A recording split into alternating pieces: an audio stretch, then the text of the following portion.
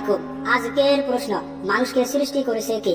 ইসলাম কি বলে আর বিজ্ঞান কি বলে? চলুন দেখি সত্য কি। পবিত্র কোরআনে আল্লাহ বলেন, আমি মানুষকে মাটি থেকে সৃষ্টি করেছি। সূরা মুমিনুন আয়াত 12। আদম আলাইহিস সালাম হলেন প্রথম মানব। আল্লাহ তাকে সৃষ্টি করেন কাদা মাটি থেকে। তারপর তিনি তার মাঝে রূহ ফুৎকার দেন। এটা ইসলামের সরল উত্তর। আল্লাহ মানুষের স্রষ্টা। বিজ্ঞান বলছে মানুষের আগমন হয়েছে কোটি কোটি বছরের বিবর্তনের মাধ্যমে।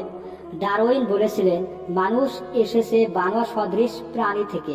বিজ্ঞানীরা বলেন প্রথম জীব সৃষ্টি হয়েছিল পানির মাঝে, তারপর ধীরে ধীরে সৃষ্টি হয় নানা রকম প্রাণী, সবশেষে আসে মানুষ। কিন্তু প্রশ্ন হলো, এই প্রাণের শুরুটা কিভাবে হলো? এখানে বিজ্ঞান থেমে যায়। তারা বলে উই ডোন্ট নো এক্স্যাক্টলি। ইসলাম বলে আল্লাহ সব কিছু সূচনা করেছে।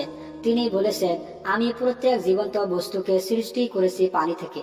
সূরা আম্বিয়া আয়াত 30।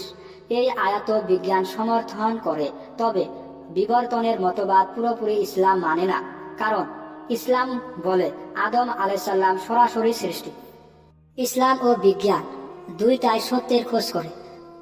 অনেক সময় দুইটা একসাথেই যায়। মানুষের সৃষ্টি এক রহস্যময় ব্যাপার, যার আসল জ্ঞান আল্লাহর কাছেই। আপনার কি মত? কমেন্টে জানাবেন ইনশাল্লাহ। ভিডিও ভালো লাগলে লাইক দিয়ে শেয়ার করুন আর চ্যানেলটা সাবস্ক্রাইব করুন।